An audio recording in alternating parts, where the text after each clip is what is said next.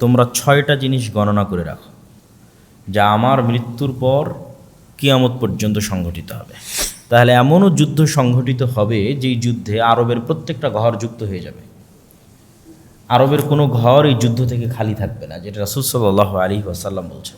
শহরে বিজয়ী হিসেবে প্রবেশ করার পর যখন তারা গনিমতের মাল বন্টন করবে, তখন অদৃশ্য থেকে একটা আওয়াজ আসবে, ইন্নাদ দাজ্জাল ক্বাদ খারাজ, দাজ্জাল তোমাদের বাড়ি ঘরে প্রবেশ করে গেছে। ফায়াতরুকুনা কুল্লা শাইইন ওয়া ইয়ারজিউন, তখন তারা তাড়াহুড়া করে এই গনিমতের মাল ফেলে দিয়ে তাদের বাড়ি ঘরের দিকে ফেরত যেতে থাকবে দাজ্জালের খোঁজে। বিস্তারিত নয়, সংক্ষিপ্ত শুধু রাসূলুল্লাহ সাল্লাল্লাহু আলাইহি ওয়াসাল্লামের কিছু হাদিস আপনাদের সামনে তুলে ধরতে চাই, শুধু হাদিস এবং হাদিসের অনুবাদ, কেননা বিস্তারিত ব্যাখ্যা শুধু আল্লাহ সুবহানাহু ওয়া তাআলাই ভালো জানেন। আর বর্তমান যে চলমান যুদ্ধ পরিস্থিতি সমগ্র বিশ্বে, বিশেষ করে মধ্যপ্রাচ্যে, এটির উপর বিশ্লেষণমূলক কিছু আলোচনা বা কিছু কথা আমার বলার ইচ্ছা আছে, তবে সেটা আজকের খুতবায় নয়, সামনে কখনো। আজকে শুধু রাসূল সাল্লাল্লাহু আলাইহি ওয়াসাল্লামের কিছু হাদিস যা আরব বিশ্বে সংঘটিত ভয়াবহ কিছু যুদ্ধের কথা রাসূল সাল্লাল্লাহু আলাইহি ওয়াসাল্লাম তার হাদিসে উল্লেখ করে গেছেন, যেটা একদিন হবেই, যেহেতু রাসূল সাল্লাল্লাহু আলাইহি ওয়াসাল্লাম বলেছেন। আজ হোক অথবা কাল হোক, কয়েকশো বছর পরে হোক, কয়েক হাজার বছর পরে হোক, এটি ঘটবেই। যদিও আজকের যারা জায়নিস্ট আছে এবং খ্রিস্টানদের মধ্যেও যারা জায়নিজমকে সাপোর্ট করে, যারা বাইবেলের অনুসারী কিন্তু জায়নিজমকে সাপোর্ট করে, আর যারা ইহুদি জায়নিস্ট তারা তো আছেই, তারা নিজেরাই বলতেছে যে তাদের বাইবেলে এবং তাদের তাওরাতে প্রতিশ্রুত যে আর্মেড গান তথা শেষ জামানার যুদ্ধ, সেটি তারা শুরু করেছে। এটা তারা নিজেরাই বলতেছে যে তারা যুদ্ধ শুরু করেছে শেষ জামানার, এবং এটা বলেই তারা তাদের সেনাবাহিনীকে মোটিভেট করতেছে যে পুনরায় ঈসা আলাইহিস সালাতু ওয়াস সালামকে পৃথিবীতে ফেরত নিয়ে আসতে হবে, এবং ফেরত নিয়ে আসার জন্য আমাদের কিছু কাজ আছে, সেই কাজগুলো আমাদের করতে হবে। সেই কাজের অংশ হিসেবে আমরা যুদ্ধ করতেছি। এই যুদ্ধের পলিটিক্যাল কোনো গ্রাউন্ড, বাস্তব কোনো গ্রাউন্ড নাই, শুধু দৈব বাণীকে বিশ্বাস করা, ভবিষ্যৎবাণী, ধর্মীয় বাণীকে বিশ্বাস করা যে ঈসা আলাইহিস সালামকে ফেরত নিয়ে আসতে হবে, নিয়ে আসতে হলে এটা এটা করতে হবে, অতএব আমরা সেটা করব। এটা তাদের দাবি। আমরা বলছি না যে এটাই শেষ জামানার যুদ্ধ, কিন্তু শেষ জামানায় কিছু যুদ্ধ হবে, এটা রাসূল সাল্লাল্লাহু আলাইহি ওয়াসাল্লাম বলেছেন। সেই হাদিসগুলো আপনাদের সামনে সংক্ষিপ্ত আকারে তুলে ধরা। আউফ বিন মালিক রাদিয়াল্লাহু তাআলা আনহু থেকে বর্ণিত, তিনি বলেন, রাসূল সাল্লাল্লাহু আলাইহি ওয়াসাল্লাম বলছেন, তোমরা 6টা জিনিস গণনা করে রাখো যা আমার মৃত্যুর পর কিয়ামত পর্যন্ত সংঘটিত হবে। এক, মাউতি, আমার নিজের মৃত্যুই কিয়ামতের অনেক বড় আলামত। মুহাম্মদ সাল্লাল্লাহু আলাইহি ওয়াসাল্লামের নবী হওয়া কিয়ামতের অনেক বড় আলামত। আগের নবীরা তো আর শেষ নবী ছিল না, তাহলে তো কেউ আর বলতে পারবে না যে আরও কত নবী আসবে, আরও নবী আসতে পারে, আরও নবী আসতে পারে, আরও নবী আসতে পারে। কিন্তু মুহাম্মদ সাল্লাল্লাহু আলাইহি ওয়াসাল্লাম তো শেষ নবী, তাহলে মুহাম্মদ সাল্লাল্লাহু আলাইহি ওয়াসাল্লামের নবী হওয়াই কিয়ামতের অন্যতম একটা বড় আলামত। কেননা তারপরে আর নবী আসবে না, মানে তারপরে কিয়ামত হবে। 500 বছর পরে হোক, 1000 বছর পরে হোক, 5000 বছর পরে হোক, কিন্তু নবী আর আসতেছে না। মুহাম্মদ সাল্লাল্লাহু আলাইহি ওয়াসাল্লামের মৃত্যুর পরে কিয়ামত হবে। তাহলে মুহাম্মদ সাল্লাল্লাহু আলাইহি ওয়াসাল্লামের মৃত্যু কিয়ামতের অন্যতম বড় একটি আলামত, সেটা তিনি নিজেও বলছেন। 6টা জিনিস গণনার মধ্যে 1 নম্বর মাউতি, আমার মৃত্যু। 2 নম্বর ফাতহু বাইতুল মাকদিস, মসজিদে আকসা বিজয় করবে মুসলমানেরা, যেটা ওমর রাদিয়াল্লাহু তাআলা আনহুর শাসনামলে সংগঠিত হয়ে গেছে। মসজিদে আকসা বিজয় হবে। তারপর বলছেন সুম্মা মাউতান ইয়াখুযু ফীকুম কাকুআসিল গানাম, ব্যাপক বড় বড় 2টা মহামারী, যাতে হাজার হাজার লক্ষ লক্ষ কোটি কোটি মানুষ মারা যাবে। এই বিষয়গুলো নিয়ে আলেম ওলামাদের মধ্যে মতভেদ আছে যে এই মহামারীগুলো সংঘটিত হয়েছে না হয়নি। ওমর রাদিয়াল্লাহু তাআলা আনহুর যুগে সিরিয়ায় এক ভয়ঙ্কর মহামারী হয়েছিল, সেটাকে আলেম ওলামাগণ এই মহামারী হিসেবে গণ্য করেছে। আবার পরবর্তীতে যখনই বড় ব্যাপক আকারে কোনো মহামারী দেখা গেছে, তখন সবাই এই হাদিসের কথা তুলে ধরে বলেছে এটি হয়তো সেই মহামারী হতে পারে। যেহেতু রাসূল সাল্লাল্লাহু আলাইহি সাল্লাম কোনো নির্ধারিত টাইম সময় উল্লেখ করে যাননি, আর এটা উল্লেখ করা সম্ভবও নয়। আল্লাহ নবীকে যতবার জিজ্ঞেস করা হয়েছে মাতা সা কিয়ামত কখন হবে, তিনি কোনো সময় বলতে পারেননি। কেন আল্লাহ নিজে বলছেন যে কিয়ামত কখন হবে এটার জ্ঞান একমাত্র কার কাছে আছে? আল্লাহ সুবহানাহু ওয়া তাআলা। তাহলে মুহাম্মদ সাল্লাল্লাহু আলাইহি ওয়াসাল্লাম শুধু চিহ্ন বলতে পারে, আলামত বলতে পারে। সে আলামতের নির্ধারিত সময়ও বলতে পারবেন না যে আসলে এই আলামতটা কখন, কত সালে, কোথায় সংঘটিত হবে। সুতরাং এটা বলার কোনো ওয়ে নাই, স্কোপ নাই যে এটাই সেই আলামত যেটা এত সালে অমুক জায়গায় সংঘটিত হচ্ছে বা হবে। তারপর রাসূল সাল্লাল্লাহু আলাইহি ওয়াসাল্লাম বললেন, সুম্মা ইস্তিফাদাতুল মাল হাত্তা ইউতা রাজুলু মিয়াতা দিনার। এত বেশি মানুষের ধন সম্পদ হয়ে যাবে যে একজন গরিব মিসকিনকে 100 দিনার দিলেও সেটাকে অনেক ছোট খাটো মনে করবে, অল্প মনে করবে। সুম্মা ফিতনাতুন লা ইয়াবকা বাইতুম মিনাল আরব ইল্লা দাখালাতহু। তারপর পৃথিবীতে এমন এক ফিতনা প্রকাশ পাবে যেই ফিতনা প্রত্যেক আরব ঘরে প্রবেশ করবে। আল্লাহ নবী শুধু আরবদের কথা বলেছেন যে প্রত্যেক আরবের ঘরে ফিতনা প্রবেশ করবে।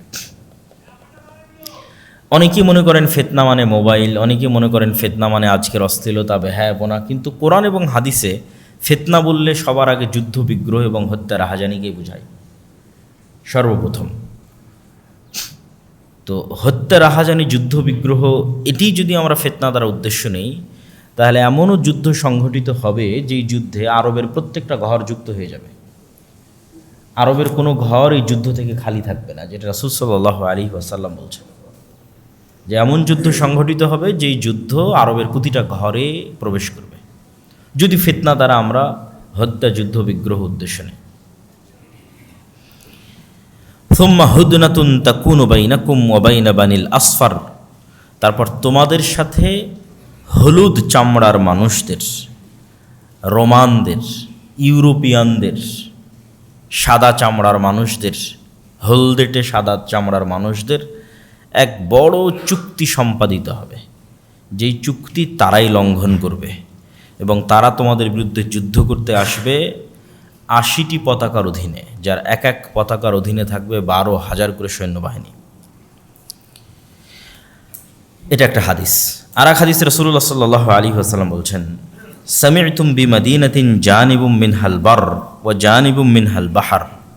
তোমরা এমন এক শহরের কথা জানো যেই শহরের এক পাশ সমতল আর এক পাশ সাগর। সাহাবীরা বললেন, হ্যাঁ, আমরা এরকম একটি শহরের কথা জানি। আল্লাহ নবী বললেন, লা তাকুমুস সাআ হাত্তা ইয়াগজুহা ৭০ আলফাম মিন বানি ইসহাক।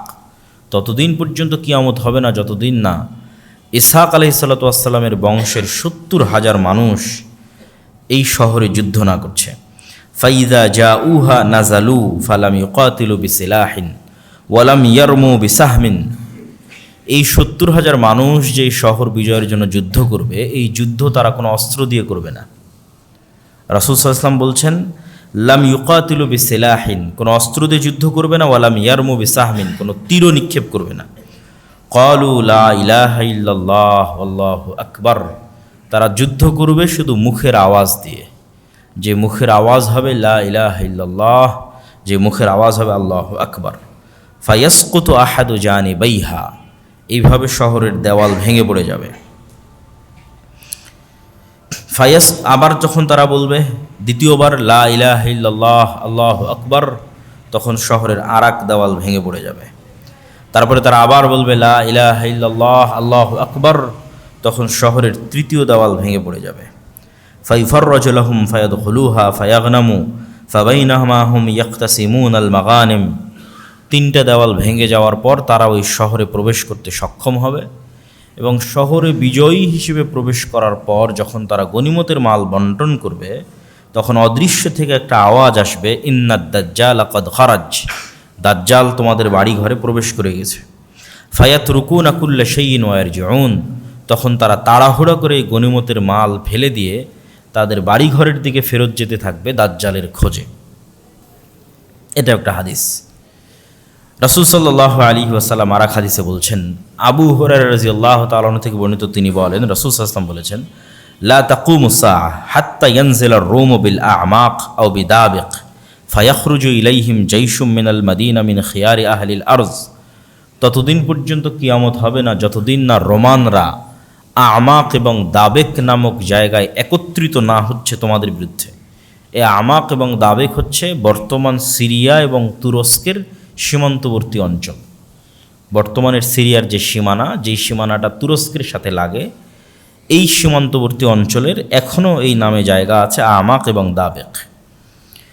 সেই দিন মদিনা থেকে বের হবে একটা সেনাবাহিনী যারা তৎকালীন বিশ্বের সর্বশ্রেষ্ঠ মানুষ। রাসূল সাল্লাল্লাহু আলাইহি ওয়াসাল্লাম বলছেন, ফাইজা তাসাফু ক্বালাতির রূম খাল্লু বাইনানা ওয়া বাইনাল্লাযী সাবাউ মিন্না নুকাতিলুহুম।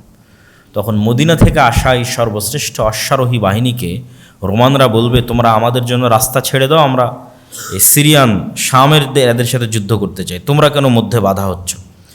ফায়াকুলুল মুসলিমুনা লা ওয়াল্লাহি লা নুখাল্লি বাইনাকুম ওয়া বাইনা ইখওয়ানিনা।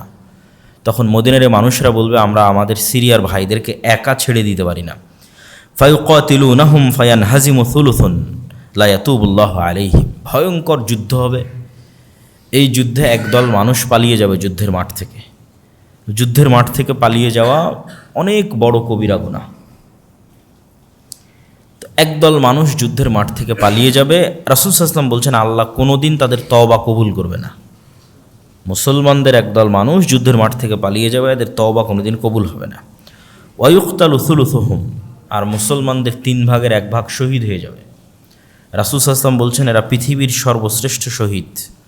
আফজালুশ শুহাদা ইনদাল্লাহ, আল্লাহর নিকটে শ্রেষ্ঠতম শহীদ হবে এরা। ওয়াইফতাতিহুস সুলুস, আর 1/3 তো পালিয়ে গেছে, 1/3 মারা গেছে, আর মুসলমানদের 1/3কে আল্লাহ বিজয় দান করবেন রোমানদের উপরে। লা ইফতানুনা আবাদা, এই 1/3 এরা কোনোদিন আর কোনো ফিতনায় পতিত হবে না। ফায়াফতাহতিহুনা কুস্তুনতুনিয়া, এই 1/3 কুস্তুনতুনিয়া বিজয় করবে।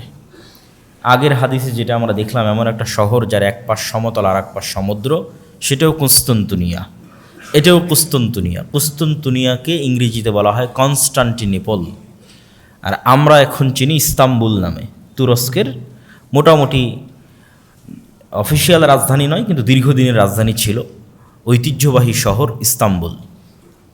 তুরস্কের ইস্তাম্বুল, যাকে আরবিতে বলা হয় কুস্তুনতুনিয়া, ইংরেজিতে বলা হয় কনস্টান্টিনোপল। এই শহর তারা বিজয় করবে। তাহলে এই শহর কিয়ামতের পূর্ব মুহূর্তে বিজয় হচ্ছে মানে এই শহর মুসলমানদের হাতে থাকবে না। তথা আজকের তুরস্ক যে মুসলমানদের হাতে আছে, এটা একদিন থাকবে না মুসলমানদের হাতে। এটা ইহুদি খ্রিস্টান অন্যদের দখলে চলে যাবে। নাহলে কিয়ামতের পূর্ব মুহূর্তে কিভাবে ইস্তাম্বুল বিজয় হবে? কেন এর পরপরে আবার দাজ্জাল বের হচ্ছে, তথা এটা কিয়ামতের পূর্ব মুহূর্তের ঘটনা। তাহলে তারা কুস্তুনতুনিয়া বিজয় করবে। ফাবাইনামা হুম ইয়াক্তাসিমুন আল গানাইম, যখন তারা গনিমতের মাল বন্টন নিয়ে ব্যস্ত থাকবে এবং তাদের তরবারিগুলো জাইতুন গাছে ঝুলানো থাকবে, ইজা সাহা ফীহিমুশ শাইতান, তখন শয়তান অদৃশ্য থেকে চিৎকার করে বলবে যে দাজ্জাল তোমাদের বাড়িতে ঢুকে গেছে।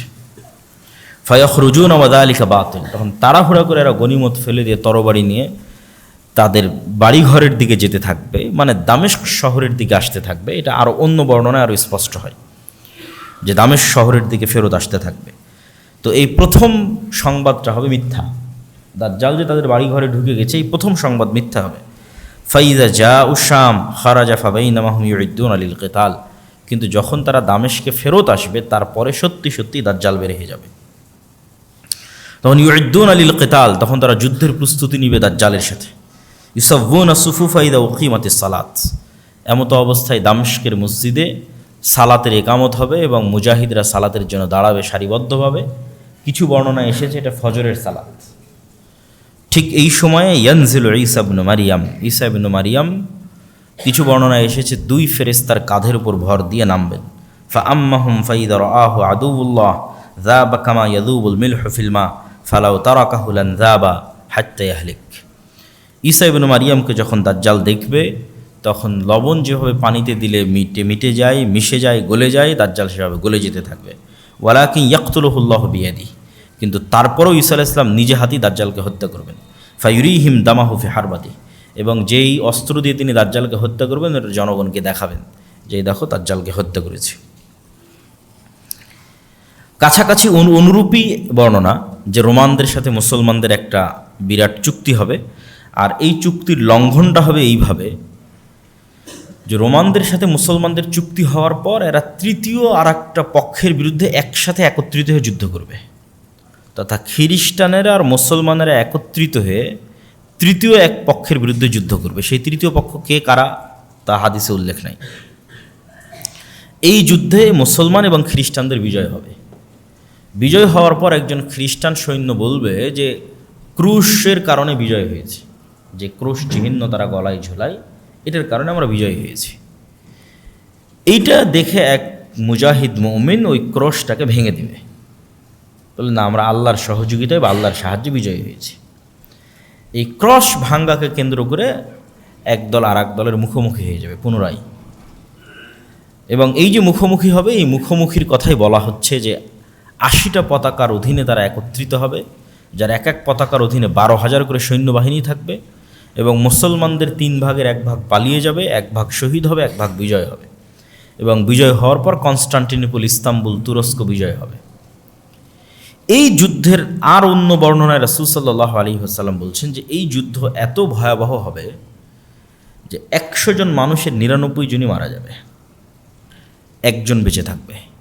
একটা পাখি যদি আকাশে 1 মাস উড়ে, তাহলে 1 মাস উড়লেও লাশের সারি শেষ করতে পারবে না, লাশের দুর্গন্ধে সে মৃত অবস্থায় পড়ে যাবে। তার বাঁচার মতো আলাদা কোনো আশ্রয়স্থল, যেখানে লাশ নাই, লাশের দুর্গন্ধ নাই, এরকম কোনো সেফ জায়গা সে খুঁজে বের করতে পারবে না। উঠতে উঠতে উঠতে উঠতে ক্লান্ত হয়ে মরে পড়ে যাবে। এত বেশি পরিমাণে মানুষ এই যুদ্ধে মারা যাবে যে মানুষ আর গনিমতের মালেও সন্তুষ্ট হবে না, মানুষের ওয়ারিস বন্টন করার কেউ থাকবে না। এগুলো সব রাসূল সাল্লাল্লাহু আলাইহি ওয়াসাল্লাম বিভিন্ন হাদিসে বলেছেন। ওই সেম ঘটনার ধারাবাহিকতায় বিভিন্ন হাদিস। তারপরে যখন আড়াল থেকে ঘোষণা হবে দাজ্জাল তোমাদের বাড়িঘরে প্রবেশ করে গেছে, তখন যারা তাড়াহুড়ো করে বের হবে দাজ্জালকে খুঁজতে, আর এক বর্ণনায় রাসূল সাল্লাল্লাহু আলাইহি ওয়াসাল্লাম বলছেন যে মুজাহিদদের মধ্যে 10 জনকে পাঠানো হবে, যে তোমরা যাও, অশ্বারোহী 10 জন অশ্বারোহীকে পাঠানো হবে, দেখো তো দাজ্জাল সত্যি সত্যি আমাদের বাড়িতে ঘরে ঢুকে গেছে কিনা। রাসূল সাল্লাল্লাহু আলাইহি ওয়াসাল্লাম বলছেন ওই 10 অশ্বারোহীর নাম, ওদের চেহারা, ওদের বাপের নাম, ওদের বংশের নাম আমি বলে দিতে পারবো যে 10 জন কারা, যে 10 জন দাজ্জালের অনুসন্ধানে বের হবে। ওরা তৎকালীন বিশ্বের সর্বশ্রেষ্ঠ ইমানদার এবং সর্বশ্রেষ্ঠ অশ্বারোহী, যারা মদিনা থেকে বের হয়ে আসবে শাম বা সিরিয়ায়। এবং রাসূল সাল্লাল্লাহু আলাইহি ওয়াসাল্লামের আর এক হাদিসে এই যুদ্ধের কথা বর্ণনা করতে গিয়ে তিনি বলেছেন যে সেই দিন মুসলমানদের হেডকোয়ার্টার হবে গৌতা নামক জায়গা, যেটি আজকের শাম বা সিরিয়ার রাজধানী দামেস্কের অতি নিকটবর্তী একটি অঞ্চল, গৌতা নামক জায়গা। রাসূল সাল্লাল্লাহু আলাইহি ওয়াসাল্লাম দাজ্জালের বিষয়ে কিছু হাদিস, বিস্তারিত দাজ্জালের ভয়ঙ্কর এবং ভয়াবহ ফিতনার কিছু হাদিস তিনি তুলে ধরেছেন, যেগুলো আমরা সংক্ষিপ্ত, বেশি সময় নেব না, অল্প অল্প করে আমরা একটা দুটো হাদিস বলে আজকের আলোচনা শেষ করব ইনশাল্লাহ। ফাতেমা বিনতে কাইস রাদিয়াল্লাহু তাআলা থেকে বর্ণিত, তিনি বলেন এক সালাতের পর আল্লাহর নবী বললেন মাইকে বা মুখে, মাইকে তো না, মুখে ঘোষণা হলো যে তোমরা সবাই বসে পড়ো, রাসূল সাল্লাল্লাহু আলাইহি ওয়াসাল্লাম কথা বলবেন। তো মানুষজন সব বসে পড়লো। রাসূল সাল্লাল্লাহু আলাইহি ওয়াসাল্লাম মেম্বারে দাঁড়ালেন। মেম্বারে দাঁড়িয়ে তিনি বলতে লাগলেন যে আজকে আমি তোমাদেরকে এমন এক গল্প শোনাবো যে গল্প আমি তোমাদের সামনে অনেক করেছি। এই গল্প হচ্ছে তামিম আদ-দারির গল্প। আন্না তামিম আদ-দারি কান রাজুলান নাসরানিয়ান, যে ছিল খ্রিস্টান মানুষ, যা ফাবায়া ওয়া আসলামা, সে আল্লাহ নবীর হাতে হাত রেখে ইসলাম গ্রহণ করার পর এই ঘটনা সে আল্লাহ নবীকে শোনায়। সেই ঘটনা হচ্ছে আন্নাহু রাকিবা ফি সাফিনাতিন বাহরিয়াতিন মা 30 রাজুলাম, সে তার নিজ গোত্র এবং আর 2-3টা আরব গোত্রের 30 জন মানুষকে নিয়ে একটা নৌকায় দীর্ঘ লম্বা সফরে বের হয়। ফালাইবা বিহিমুল মাউজু শাহরান ফিল বাহরি, সমুদ্রের ঢেউ তাদেরকে 1 মাস যাবৎ এদিক ওদিকে নিয়ে যেতে থাকে। তারা কোনো লোকেশন ট্র্যাক করা, আগের যুগের মানুষ তারা এবং চাঁদ দেখে দিক নির্ধারণ করে নৌকা পরিচালনা করত, কিন্তু ঝড় বৃষ্টি ঢেউয়ে আর কন্ট্রোল করতে পারেনি যে এই নৌকা কোন দিকে যাচ্ছে। তো অনেক পরে গিয়ে, দীর্ঘ 1 মাস পরে গিয়ে এই নৌকা একটা দ্বীপে গিয়ে ভিড়ল। সংক্ষেপে আমি শেষ করে দিচ্ছি। একটা দ্বীপে ভিড়ার পর, লাগার পর তারা সেখানে নামলো, নামার পর দেখতেছে একটা প্রাণী, ফালাকিয়াথুম দাব্বাতুন, একটা ভয়ঙ্কর প্রাণী যার অত্যধিক চুলের কারণে লা ইয়াদরুনা মা কুবুলুহু মিন দুবুরিহি, সামনে কোনটা পিছন কোনটা, মুখ কোন দিকে পিছন কোন দিকে এটা বোঝা যাচ্ছে না অত্যধিক চুলের কারণে। তখন এরা তাকে বলছে ওয়াই হাক, তোমার ধ্বংস হোক। তখন ওই প্রাণী উত্তরে বলছে আনাল জাসাসা, আমি হচ্ছে গোয়েন্দা। কল ও আমাল জাসাসা কলা তাইহাল কৌমিন তালকিল হাদা রজুল ফিদ্দাইর। তখন ওই গোয়েন্দা বলতেছে তোমরা এইদিকে যাও, এখানে ভিতরে একটা লোক, প্রাসাদে একটা লোক তোমাদের অপেক্ষা করতেছে। তখন আমরা যখনই একটা মানুষের কথা শুনলাম যে একটা মানুষ অপেক্ষা করছে, তখন আমরা এর থেকে বেঁচে ফেরার জন্য, এই তো একটা প্রাণী যে নিজেকে গোয়েন্দা বলতেছে, তার থেকে বেঁচে ফেরার জন্য আমরা দৌড়ে চলে গেলাম ওই মানুষের দিকে। তো মানুষের দিকে গিয়ে দেখি ফাইদা ফিহি আ'যামু ইনসানিন রাআইনাহু কাত্তু, এত বিশাল দেহের মানুষ আমরা জীবনে কখনো দেখিনি, যাকে বাধা আছে তার হাত এবং তার কাঁধের সাথে বাধা আছে। মা বাইনা রুকবাতাইহি ইলা কা'বাইহি বিল হাদিদ, তার হাঁটু, তার হাত, কোনই, কাঁধ, এগুলো লোহার জিঞ্জির দিয়ে বাধা আছে। কুলনা ওয়াইলাক মা আংতা ক্বালা ক্বাদ ক্বাদারতুম আলা খাবরি ফাআখবিরুনি মা আনতুম। আমরা ওকে জিজ্ঞেস করলাম এই তুমি কে? তো সে বললো তোমরা তো জানবেই আমি কে, আগে বলো তোমরা যে তোমরা কারা, আমি কে এটা তো তোমরা জানবেই। তখন আমরা বললাম নাহনু উনাসুম মিনাল আরব রাকিবনা ফি সাফিনাতিন বাহরিয়াতিন, আমরা আসলে আরবের কিছু মানুষ, ব্যবসায়িক কাজে বের হয়েছিলাম, এইভাবে আমরা এখানে আসলাম, এইভাবে তোমার কাছে পৌঁছলাম। তখন এই ব্যক্তি এই সমস্ত মানুষদেরকে জিজ্ঞেস করছে আখবিরুনি আন নাখলি বাইসান, তিনটা প্রশ্ন করেছে। বাইসান খেজুর বাগানের কথা বলো, তাবারিয়া নামক সমুদ্রের কথা বলো, আর আইনে জোগার নামক ঝর্ণার কথা বলো, তিনটা প্রশ্ন। তখন এই মানুষজন তাদেরকে বলছে তুমি এই তিনটার কি জানতে চাও? তুমি যে বাইসান খেজুর বাগানের কথা জানতে চাও, এটার কি জানতে চাও? বলে আসআলুকুম আন নাখলিহা হাল ইউসমির আমলা, আমি জানতে চাই বাইসান খেজুর বাগানে এখনও খেজুর হয় না? বলে এখনও হয়। তো অচিরেই একদিন এই বাগানে খেজুর হবে না। আমি জানতে চাই তাবারিয়া নামক এই সমুদ্রে, এই সাগরে, এই দ্বীপে, এই খালে পানি আছে না নাই? তো বলে আছে। তো বলে অচিরেই এখানে একদিন পানি থাকবে না। আইনে জোগার নামক ঝর্ণায় পানি আছে না নাই? তো বলে আছে। তো বলে অচিরেই এখানে একদিন পানি থাকবে না। আধুনিক যারা গবেষক তারা গবেষণা করে দেখেছেন এই তিনটে জায়গায় এখন ইসরায়েলের সীমানার অন্তর্ভুক্ত, এবং তাবারিয়া নামক যে সুন্দর সমুদ্র, এটা খ্রিস্টানদের একটা অত্যন্ত ভ্রমণের জায়গা, পবিত্র ভ্রমণের জায়গা। তারা মনে করে যে ঈসা আলাইহিস সালাতু ওয়াস সালাম যত মোজেজা দেখিয়েছেন, সকল মোজেজা তিনি এই তাবারিয়া নামক সমুদ্রের পাশে দেখিয়েছেন। জীবিতকে মৃত করা, কুষ্ঠ রোগীকে ভালো করা, এই জন্য তারা এই তাবারিয়া সাগরকে তারা অনেক পবিত্র মনে করে, এবং লক্ষ লক্ষ খ্রিস্টান ইসরায়েলে ঘুরতে যায় এই তাবারিয়া নামক সাগর দেখতে। তো দাজ্জাল এই তিনটা জায়গার কথা জিজ্ঞেস করলো। তারপরে 4 নম্বরে জিজ্ঞেস করলো আখবিরুনি আন নাবিয়্যিল উম্মিয়িন, অশিক্ষিত মূর্খ নবীর কথা বলো। আনপড়, যিনি লেখা জানেন না, পড়া জানেন না, এরকম কোনো নবী এসেছে কিনা আরবে? আমাদের নবী মুহাম্মদ সাল্লাল্লাহু আলাইহি সাল্লাম লিখতেও জানতেন না, পড়তেও জানতেন না। ক্বালু ক্বাদ খারাজা মিন মক্কা ওয়া নাযালা ইয়াসরিব, হ্যাঁ তিনি এসেছে, মক্কা থেকে বের হয়ে মদিনায় হিজরত করেছেন। কী অবস্থা? তো তার সাথে আরবদের যুদ্ধ চলতেছে ইত্যাদি। তখন সে নিজে বলতেছে ইন্না যাকা খায়রুন লাহুম ইউতিউহ, মানুষের কল্যাণ হবে এই নিরক্ষর, আনপড়, যিনি লেখা এবং স্বাক্ষর এবং পড়া জানেন না, এই নবীকে মেনে নেওয়া এটা মানুষের উচিত হবে। আর আমি তোমাদেরকে সংবাদ দিচ্ছি যে আমি হচ্ছে মাসিহ দাজ্জাল। আমাকে আল্লাহ সুবহানাহু ওয়া তাআলা একদিন বের হওয়ার অনুমতি দিবেন, সেই দিন আমি বের হব এবং 40 দিনে সমগ্র পৃথিবী সফর করব, গায়রা মক্কা ওয়া তাইবাহ, মক্কা এবং মদিনা ছাড়া।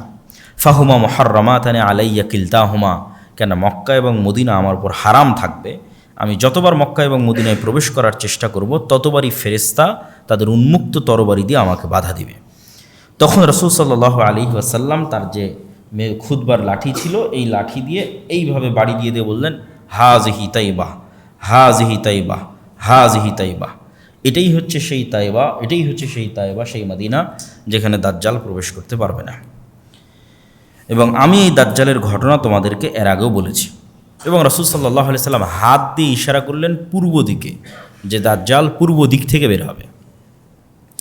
মদিনা থেকে সরাসরি পূর্ব দিকে যদি রেখা টানা হয়, তাহলে যেই উপসাগরকে কেন্দ্র করে এখন যুদ্ধ চলতেছে সেই উপসাগর পরে আর কি, মানে সৌদি আরবের সীমানা যদি আমরা বাদ দিয়ে দিই, যে সৌদি আরবের সীমানার পরে আমরা পূর্ব দিকে মদিনা থেকে একটা রেখা টানতেছি কোথায় গিয়ে থাকে, তাহলে সৌদি সীমানা শেষ হলে প্রথমে সাগর পড়বে, পারস্য উপসাগর, তারপরে ইরান পড়বে, তারপরে এইভাবে সামনের দিকে যেতে থাকবে পূর্ব দিক। তো রাসূল সাল্লাল্লাহু আলাইহি ওয়াসাল্লাম বললেন পূর্ব দিক থেকে দাজ্জাল বের হবে। দাজ্জাল সম্পর্কে রাসূল সাল্লাল্লাহু আলাইহি ওয়াসাল্লামের আরও দুই একটি সংক্ষিপ্ত বর্ণনা এই তথ্যের সাথে সম্পৃক্ত, কানেক্টেড। দাজ্জাল যে 40 দিন পৃথিবীতে ঘুরবে, এই 40 দিনের প্রথম দিন হবে 1 বছরের সমান, এই 40 দিনের দ্বিতীয় দিন হবে 1 মাসের সমান, এই 40 দিনের তৃতীয় দিন হবে 1 সপ্তাহের সমান, এবং এই 40 দিনের বাকি 37 দিন হবে স্বাভাবিক দিনের সমান। রাসূল সাল্লাল্লাহু জিজ্ঞেস করে আল্লাহ নবী, সে এত দ্রুত কীভাবে 40 দিনে সমগ্র পৃথিবী সফর করবে, তার গতি কেমন হবে? তো আল্লাহ নবী বললেন, কাল গাইসি ইস্তাদবারাতহুর রিহ, আকাশে যে তোমরা মেঘ দেখো, এই মেঘ যখন চলে, এই মেঘ চলার যে গতি সেই গতি হবে। তো আল্লাহ নবী মেঘের সাথেই কেন সাদৃশ্য দিলেন আর মেঘের চলার গতির সাথেই কেন সাদৃশ্য দিলেন, এটা স্পষ্ট বোধগম্য নয়। সরাসরি দাজ্জালের নিজের গতি এরকম হবে আকাশে উড়ার মতো, না দাজ্জাল আকাশে উড়ার কোনো যন্ত্র ব্যবহার করবে, আল্লাহু আলাম, আল্লাহ সুবহানাহু ওয়া তাআলা ভালো জানেন। রাসূল সাল্লাল্লাহু আলাইহি ওয়াসাল্লাম বললেন, দাজ্জাল যখন কোনো এলাকায় যাবে তখন তাদেরকে ডাক দিবে তার উপর ঈমান আনার জন্য। এই নরসিংদীর মানুষ, এই বাংলাদেশের মানুষ, ওই যে এরিয়াতে যাবে, তোমরা আমার প্রতি ঈমান আনয়ন করো। তো যেই এলাকার মানুষ ঈমান আনয়ন করবে, ওই এলাকার আকাশকে দাজ্জাল আদেশ দিবে, ফাতুমতিরুস সামা, আকাশকে আদেশ দেবে আকাশ বৃষ্টি বর্ষণ করে এলাকায়, তখন আকাশ সেই এলাকায় বৃষ্টি বর্ষণ করবে। জমিনকে আদেশ দিবে দাজ্জাল যে ফসল উৎপাদন করো, ফাতুমবিত, তখন সেখানে ফসল উৎপাদন হবে, আর ওই অঞ্চলের মানুষ টাকা পয়সা ধন দৌলত খাবার দাবারে পরিপূর্ণ হয়ে যাবে তাদের। এবার দাজ্জাল কোনো এক এলাকায় গিয়ে যখন বলবে যে এই ঈমান আনয়ন করো, আর ওই এলাকার মানুষ যখন বলবে যে না আমরা ঈমান আনয়ন করবো না, তখন দাজ্জাল ওই আকাশকে বলবে বৃষ্টি বন্ধ করে দাও, জমিনকে বলবে উৎপাদন বন্ধ করে দাও। ওই এলাকা থেকে দাজ্জাল যখন চলে যাবে তখন সেটা দুর্ভিক্ষে পরিণত হয়ে যাবে। আর এক হাদিসে রাসূল সাল্লাল্লাহু আলাইহি ওয়াসাল্লাম, আমরা যে শাম সিরিয়ার যে মুজাহিদদের কথা বলতে যখন ঈসা আলাইহিস সালাম আসবে, ওখানেও বলা আছে যে শাম বা সিরিয়ার মানুষ দাজ্জালের আনুগত্য না করার কারণে সেখানে দুর্ভিক্ষ দেখা দিবে এবং মানুষ তার ধনের রশি খাওয়া শুরু করবে, এই পরিমাণ দুর্ভিক্ষ দেখা দিবে। তখন তারা ঈসা আলাইহিস সালামের অপেক্ষা করবে এবং ঈসা আলাইহিস সালাম আসার পর দাজ্জালের এই ভয়ঙ্কর ফিতনা থেকে তারা মুক্তি পাবে। নাহলে দাজ্জালের এই ভয়ঙ্কর ফিতনা এমনভাবে মানুষকে গ্রাস করবে, প্রত্যেক যে মানুষের ন্যূনতম দুনিয়াবী লোভ আছে, ন্যূনতম, সেই ফিতনায় পা দিয়ে দিবে। আর যে মানুষের চুল পরিমাণ দুনিয়ার লোভ নাই, যে মৃত্যুর জন্য প্রস্তুত, যে আমার জন্ম হয়েছে বাস মরার জন্য, ঈমান অবস্থায় মৃত্যুকে সকল কিছুর উপর প্রাধান্য দিবে, এই ধরনের মানুষেরা দাজ্জালের ফিতনা থেকে বেঁচে যেতে পারে। এটা পৃথিবীর সবচেয়ে ভয়ঙ্কর ফিতনা, যে ফিতনা সম্পর্কে অতীতের সকল নবী রাসূল সতর্ক করেছেন। রাসূলুল্লাহ সাল্লাল্লাহু আলাইহি ওয়াসাল্লাম দাজ্জালের কথা বলতে গিয়ে আরও বলেছেন যে দাজ্জাল মদিনার একজন মানুষকে হত্যা করে জীবিত করবে। দাজ্জাল যখন মদিনায় যাবে, মদিনার মধ্যে তো প্রবেশ করতে পারবে না, মদিনার পাশে যখন যাবে তখন মদিনা বিশাল ঝাঁকুনি হবে, ভূমিকম্প হবে, এবং এই ভূমিকম্পে মদিনার যারা ফাসেক ফাজের মোনাফিক আছে তারা মদিনা থেকে বের হয়ে এসে দাজ্জালের পূজা করবে, আর একমাত্র পাক্কা মুমিনেরা মদিনায় থেকে যাবে, যাদের ঈমান খুব মজবুত টপ লেভেলের। তো ওই রকম একজন ঈমানদার ব্যক্তি বের হয়ে আসবে যাকে দাজ্জাল হত্যা করবে, যে দাজ্জালকে অস্বীকার করবে এবং হত্যা করার পর আবার জীবিত করবে। জীবিত করার পর ওকে বলবে যে এই তোমাকে হত্যা করেছিলাম, তোকে জীবিত করলাম, এখনও তুমি আমাকে আমার প্রতি ঈমান আনতেছো না, আমাকে রব্বুল আলামিন হিসেবে বিশ্বাস করতেছো না। তখন এই মুজাহিদ বলবে যে আমার আগের চেয়ে ইয়াকিন বেশি হয়ে গেছে যে তুমি সেই দাজ্জাল, আগের চেয়ে আমার ঈমান আরও মজবুত হয়ে গেছে। তখন দাজ্জাল আরও ক্ষিপ্ত হবে এবং তাকে আবারও হত্যা করতে চাইবে, কিন্তু তাকে হত্যা করতে পারবে না। যাই হোক, এইভাবে দাজ্জালের যে সংক্ষিপ্ত ঘটনা, এই ঘটনা শেষ হওয়ার পর কী হবে?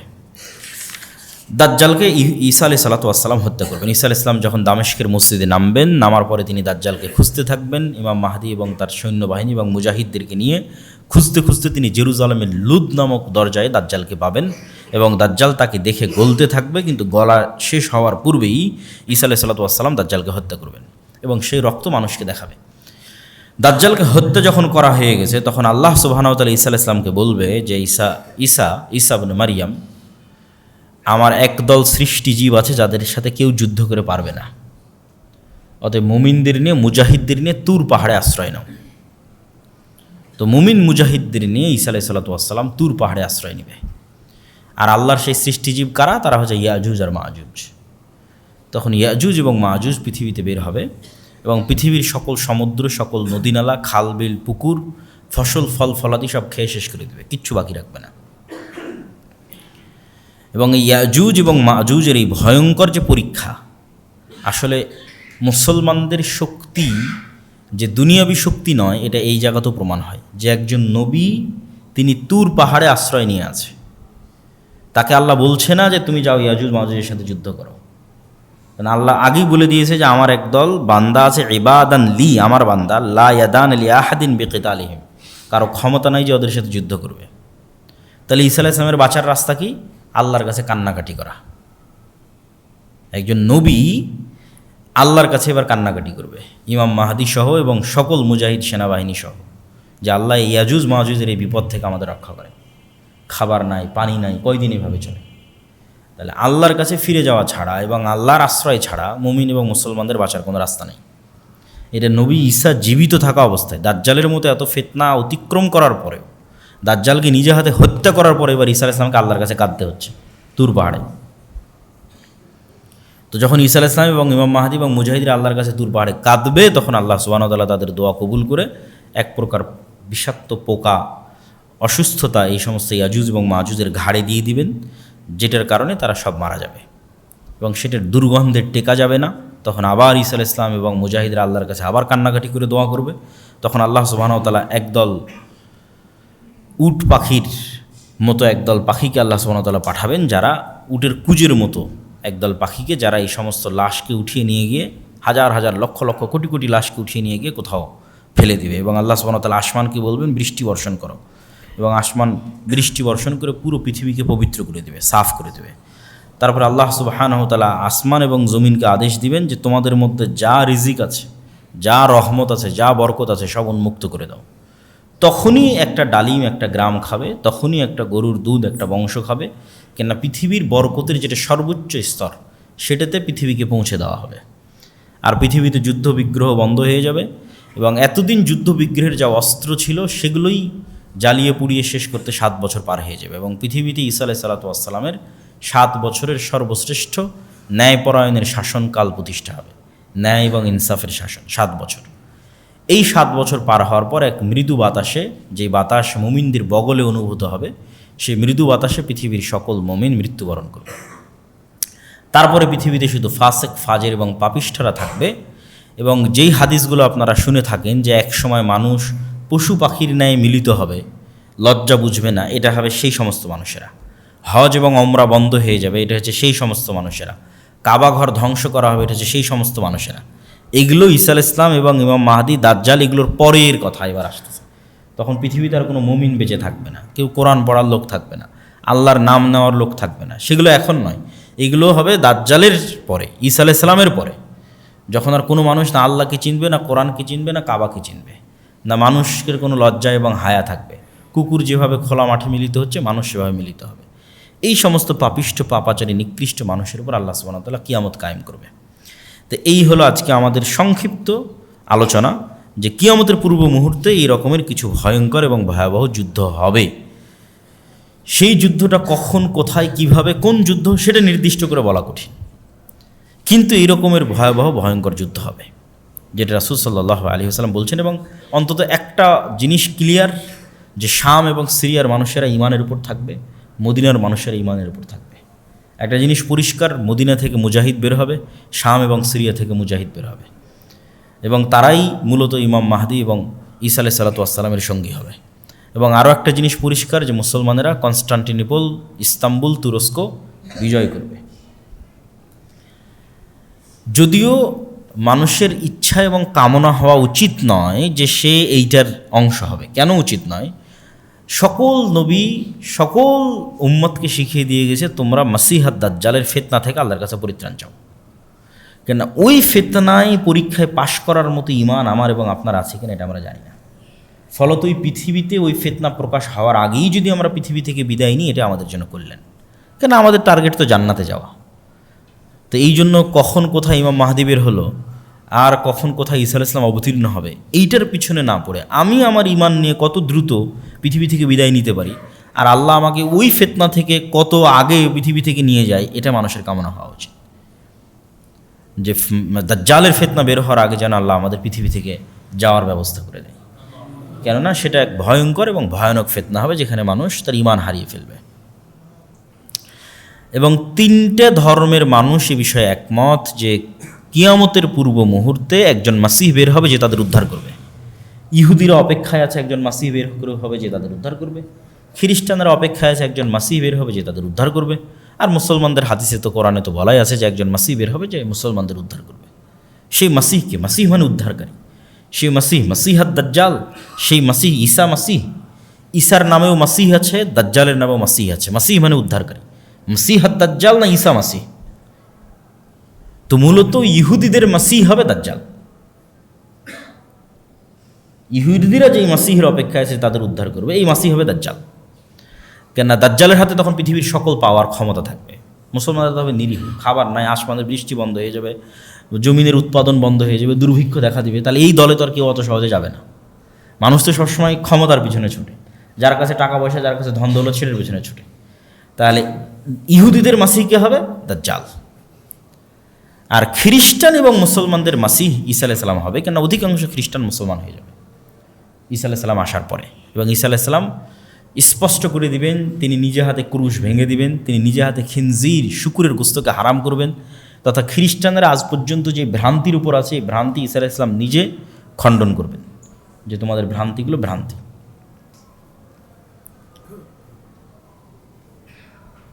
আর রমজান মাসকে সামনে রেখে আমাদের যে করণীয় কাজ, সেই করণীয় কাজের মধ্যে সবচেয়ে জরুরি কাজ, এক নম্বর জরুরি কাজ, যেটা রমজানে কোনো মতেই মিস দেওয়া উচিত নয়, সেটা হচ্ছে 5 ওয়াক্ত সালাত। স্বাভাবিকভাবেই দেওয়া উচিত নয়, কিন্তু আমি সিয়ামও পালন করছি আবার সালাত আদায় করি না, এই সিয়ামের কোনো গুরুত্ব নাই, এই সিয়ামের কোনো দাম নাই। দাজ্জাল যখন আসবে তখনও সাহাবীর রাসূল সাল্লাল্লাহু আলাইহি ওয়াসাল্লামকে জিজ্ঞেস করল, আল্লাহ নবী সালাত কেমনে হবে? একদিন যদি 1 বছর হয়, সালাত কেমনে হবে? তাহলে দেখেন সাহাবীদের মাথায় সালাত কিভাবে ঢুকে আছে, যে দাজ্জালের ফিতনার ভয়ে ভীত হয়ে অন্য কোনো প্রশ্ন নয়, তাদের মাথায় প্রথম ক্যাচ করেছে সালাত। ঈসা আলাইহিস সালাতু ওয়াস সালাম যখন তার মায়ের কোলে, ফাআশারাত ইলাইহি ক্বালু কাইফা নুকাল্লিমু মান কানা ফিল মাহদি সাবিয়্যা ক্বালা ইন্নী আব্দুল্লাহ আতানিয়াল কিতাব ওয়া জাআলানি নাবিয়্যা। ঈসা আলাইহিস সালাম বললেন মায়ের কোল থেকে যে আমি আব্দুল্লাহ, আল্লাহর বান্দা, আল্লাহ আমাকে নবী করেছে। ওয়া জাআলানি মুবারাকান আইনামা কুনতু, আর আমি যেখানেই থাকি না কেন আমি বরকতময়। ওয়া আওসানি বিসসালাতি ওয়াজ যাকাতি মা দুমতু হাইয়া, আর আমার আল্লাহ আমাকে আদেশ দিয়েছে যেন আমি মরা পর্যন্ত সালাত আর যাকাত দিই, সালাত আদায় করে এর যাকাত দিই। কোরআনের আয়াত। যে ঈসা আলাইহিস সালাম যখন ছোট্ট শিশু, তখন উনি মায়ের কোল থেকে বলতেছেন যে আল্লাহ তাকে আদেশ দিয়েছে যেন তিনি সালাত আদায় করেন, এবং আল্লাহ তাকে আদেশ দিয়েছে যেন তিনি যাকাত দেন। তাহলে সালাত কত গুরুত্বপূর্ণ হতে পারে। ইব্রাহিম আলাইহিস সালাতু ওয়াস সালাম তার কওমের জন্য, তার পরবর্তী প্রজন্মের জন্য যে কয়েকটা দোয়া করেছেন, তার মধ্যে 2টা দোয়া সবচেয়ে গুরুত্বপূর্ণ। রব্বি জাআল হাযাল বালাদা আমিনা ওয়াজনুবনি ওয়া বানিয়া আন না'বুদাল আসনাম। আল্লাহ এই যে শহর, মক্কা শহর, এটাকে নিরাপদ করে দেন কিয়ামত পর্যন্ত, আর আমার পরবর্তী প্রজন্ম যেন ভুলেও মূর্তি পূজক না হয়। তাহলে মূর্তি পূজা কতটা শিরক, কতটা ভয়ঙ্কর খারাপ জিনিস, যে ঈসা আলাইহিস সালাম তার পরবর্তী প্রজন্ম জন্য যে গুরুত্বপূর্ণ দোয়াটা করতেছেন, সেখানে তিনি জায়গা দিচ্ছেন যেন তার পরবর্তী প্রজন্ম মূর্তি পূজক না হয়, মানে শিরক না করে। আর আরেকটা কি দোয়া করছেন? রব্বি জাআলনি মুকিমাস সালাহ ওয়া মিন যুররিয়াতি। আল্লাহ আমি যেন সালাত আদায়কারী হই, আর আমার পরবর্তী প্রজন্ম যেন সালাত আদায়কারী হয়, আমার পরবর্তী প্রজন্ম যেন বেনামাজি না হয়। তাহলে মুসলমানের জন্য পৃথিবী থেকে বিদায় নেওয়া এমতো অবস্থায় যে সে বেনামাজি, এমতো অবস্থায় যে সে কোরআন জানে না, কোরআন পড়ে না, বিনা সালাত বিনা কোরআনে মুসলমানের পৃথিবী থেকে বিদায় নেওয়া উচিত নয়। 2টা জরুরি জিনিস মুসলমানকে নিশ্চিত করতেই হবে তার হায়াত থাকা পর্যন্ত। 1, সে সালাত আদায়কারী হবে, 2, সে কোরআন পড়া জানবে এবং কোরআন পাঠকারী হবে। তাহলে রমজান মাসের 1 নম্বর জরুরি কাজ 5 ওয়াক্ত সালাত, 2 নম্বর জরুরি কাজ কোরআন। মুসা আলাইহিস সালাতু ওয়াস সালামের কওমকে যখন তাওরাত দেওয়া হলো, তোরাহ বলে ইহুদিরা উচ্চারণ করে, যে তোরাহ, যখন তাওরাত দেওয়া হলো, তখন এই তাওরাত যেন তারা মানে, এই জন্য তুর পাহাড়, যে তুর পাহাড়ে ঈসা আলাইহিস সালাম আশ্রয় নেবে, যে তুর পাহাড়ে এই মুসা আলাইহিস সালাম ইবাদত করেছেন 40 রাত আল্লাহর, 40 ওয়া ইয ওয়া'আদনা মুসা 40 লাইলা, 40 রাত ইবাদত করেছে। মুসা ইসলাম তুর পাহাড়ে।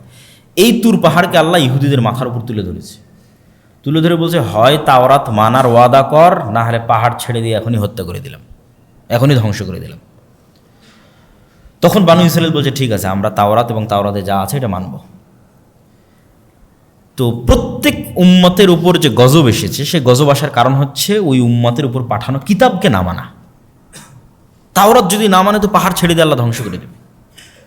তাহলে উম্মতে মোহাম্মদীর উপর গজব আসবে যদি তারা কোরআনকে অবহেলা করে।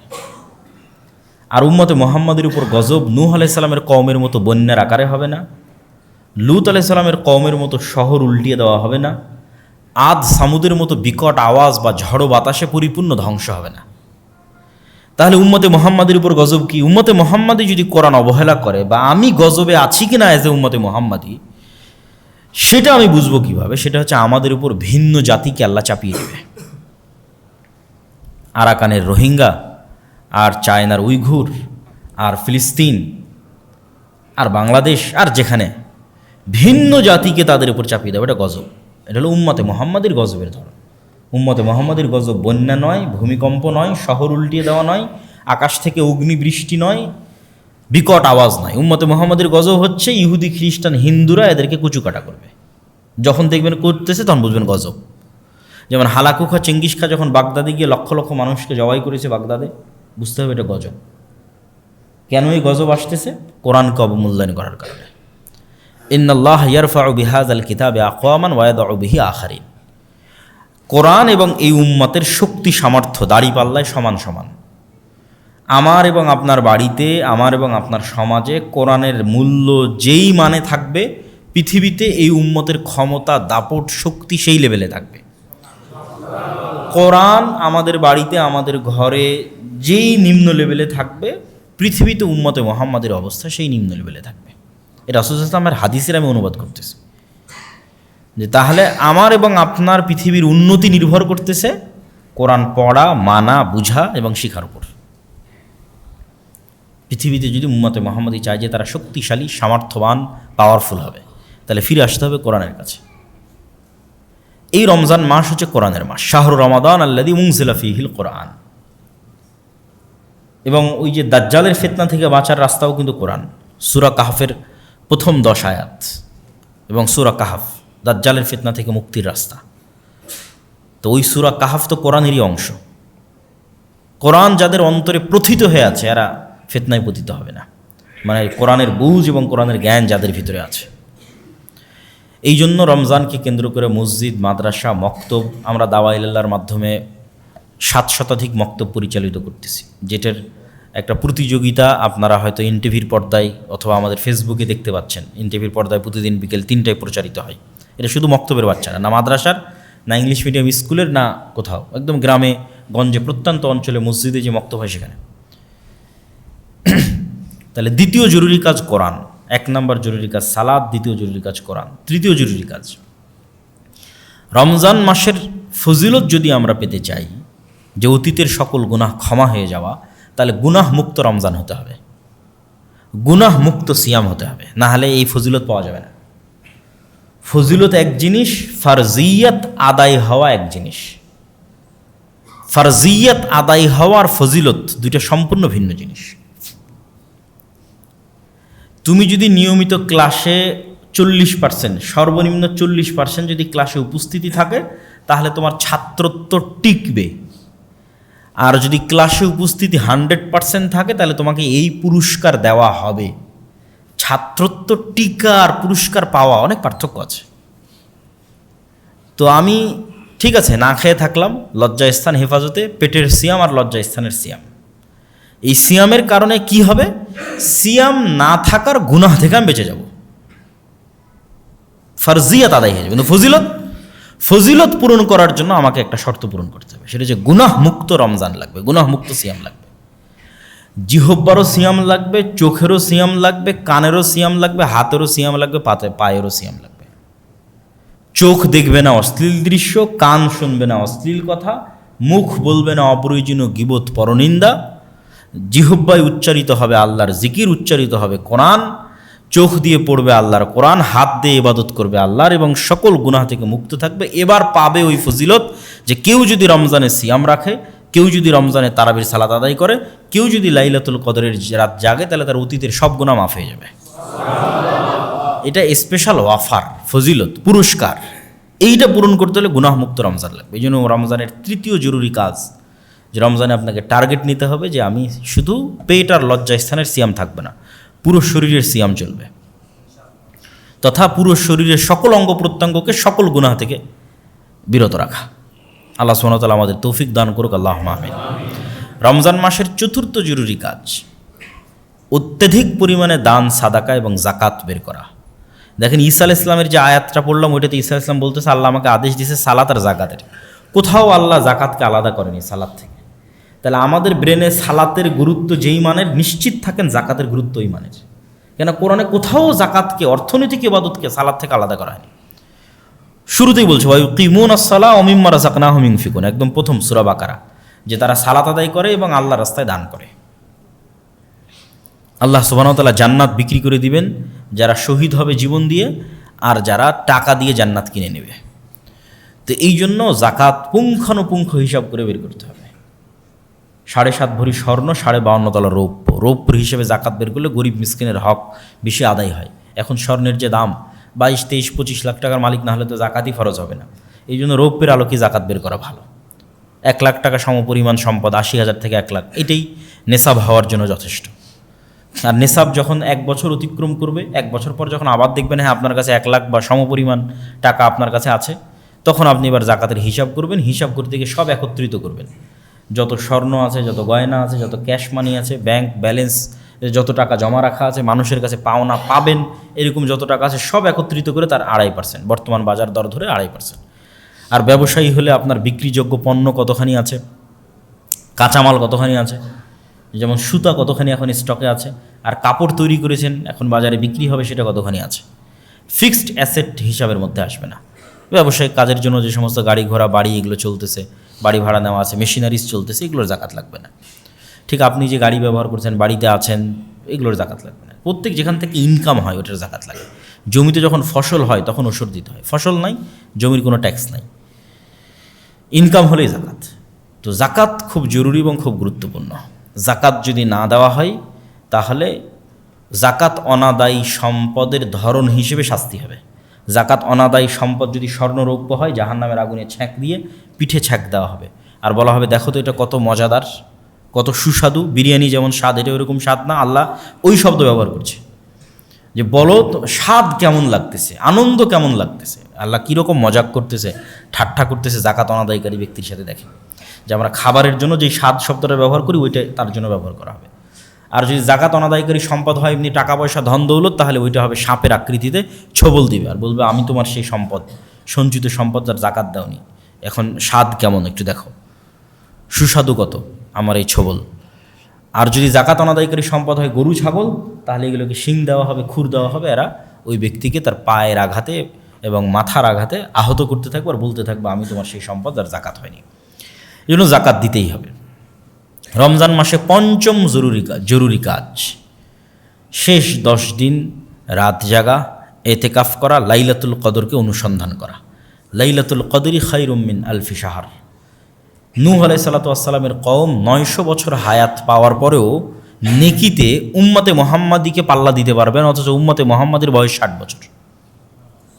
তাহলে নূহ আলাইহিস সালামের একটা কওম যদি কেউ 900 বছর আল্লাহর ইবাদত করে, হিসেবে তো কি বেশি আগে জান্নাতে যাওয়ার কথা এবং বেশি উঁচুতে স্থান দেওয়ার কথা। কিন্তু বেশি আগে জান্নাতে যাবে, বেশি উঁচুতে স্থান পাবে মাত্র 60 বছরের জীবন পাবে উম্মতে মুহাম্মাদ। এটা কোরআনের বরকত, লাইলাতুল কদরের বরকত। লাইলাতুল কদরের এক রাতি খায়রুম মিন আলফি শাহর, 1000 মাসের চেয়ে উত্তম। তাহলে কেউ যদি প্রতি বছর একটা করে লাইলাতুল কদর পায়, তাহলে ওর জীবনে ইবাদতের পরিমাণ কত বছরের সমান হতে পারে। তাহলে লাইলাতুল কদর এবং কোরআনকে মূল্যায়ন করে উম্মতে মুহাম্মাদি অতীতের উম্মতের চেয়ে ইবাদতে এবং নেকির প্রতিযোগিতায় এগিয়ে যাবে। এই জন্য লাইলাতুল কদরকে আমাদের অনুসন্ধান করতে হবে। রমজান মাসে লাইলাতুল কদর আছে নিশ্চিত, রমজান মাসের মধ্যে লাইলাতুল কদর আছে এটা নিশ্চিত। ইন্না আনজালনাহু ফি লাইলাতুল কদর শাহরু রমাজান আল্লাযী উনজিলা ফীহিল কোরআন, 2টা আয়াত। আমি এটাকে অবতীর্ণ করেছি লাইলাতুল কদরে। আর শাহরুর রমাদান জুমসলে ফিল কোরআন, রমজান মাসে কোরআন অবতীর্ণ করেছি। তাহলে আমি যদি কোরআন লাইলাতুল কদরে অবতীর্ণ করে থাকি, রমজানে অবতীর্ণ করে থাকি, তাহলে লাইলাতুল কদর রমজানের মধ্যে আছে, আর বাইরে যাওয়ার সুযোগ নাই। এখন রমজানের মধ্যে মানুষ তার চেষ্টা অনুযায়ী লাইলাতুল কদরকে খুঁজবে। যারা রমজানের প্রতি রাত জাগবে তাদের তো শতভাগ নিশ্চয়তা। যারা তার চেয়ে কম জাগতে চায় তারা শেষ 10 দিনের প্রত্যেক রাত, যারা তার চেয়ে কম জাগতে চায় তারা শেষ 10 দিনের বিজোড় রাত, এর নিচে নামার সুযোগ নেই। শুধু 27, শুধু 21 এরকম কোনো স্পষ্ট দলিল কোরআন এবং হাদিসে নাই। শেষ 10 দিনের বিজোড়ের কথা রাসূল সাল্লাল্লাহু আলাইহি ওয়াসাল্লাম বলেছেন। আর যারা এতেকাফে থাকবে তাদের জন্য জরুরি হচ্ছে রমাজান মাসে এতেকাফ অবস্থায় অন্য স্বাভাবিক গল্প তো বহু পরের কথা, অন্য আলেম ওলামার বক্তব্য শোনা, অন্য আলেম ওলামার বই পড়াও ঠিক না। এতেকাফ অবস্থায় আপনার কাজ জিকির, সালাত, কোরআন, দোয়া, ব্যাস। এইভাবে এতেকাফকে মূল্যায়ন করতে পারবেন। এতেকাফে বসে আপনি সারাদিন ফোন চালাচ্ছেন, এটা এতেকাফ হলো না। এতেকাফ মানে সোশ্যালি ডিসকানেক্টেড হওয়া। তো আগের যুগে আমরা ফিজিক্যালি, যেহেতু আমাদের সমাজ ব্যবস্থা ছিল, তাই ফিজিক্যালি গিয়ে আমরা ডিসকানেক্ট হতাম মসজিদের কোনায়। এখনকার আমার সমাজ ব্যবস্থা হচ্ছে ডিজিটাল সমাজ ব্যবস্থা। তাহলে আমি যখন ফেসবুকে চালাচ্ছি, আমি কিন্তু চায়ের আড্ডার স্থলেই আছি। মানে আগের যুগের বাইরের চায়ের স্টল এখনকার ফেসবুক। তাহলে আমি এতেকাফে বসে ফেসবুক চালাচ্ছি, মানে আমি যেন মসজিদ থেকে বের হয়ে এতেকাফ ভেঙে চায়ের স্টলে যে আড্ডা দিচ্ছি, ফেসবুকে কমেন্ট করতেছি, রিপ্লাই দিচ্ছি, ইউটিউব ভিডিও দেখতেছি। তাহলে এখনকার যুগে এতেকাফ মানে আগে মোবাইল থেকে ডিসকানেক্ট হতে হবে, ডিজিটালি আগে ডিসকানেক্টেড হতে হবে। ডিজিটাল যে সমাজ ব্যবস্থা আগে ওটার থেকে বিচ্ছিন্ন, তারপরে সশরীরে বিচ্ছিন্ন। ডিজিটালি এটা সাথে গেল এবং এটার মাধ্যমে সমাজ ব্যবস্থার সাথে কানেক্ট থাকলাম, এই এতেকাফ প্রকৃত এতেকাফ হবে না। এই জন্য যারা এতেকাফে বসবেন তারা এই বিষয়গুলো খেয়াল রাখার চেষ্টা করবেন। আল্লাহ সুবহানাহু ওয়া তাআলা আমাদের রমজানকে মূল্যায়ন করার তৌফিক দান করুক, আল্লাহুম্মা আমিন। দাজ্জালের ফিতনা থেকে বেঁচে থাকার তৌফিক দান করুক, আল্লাহুম্মা আমিন।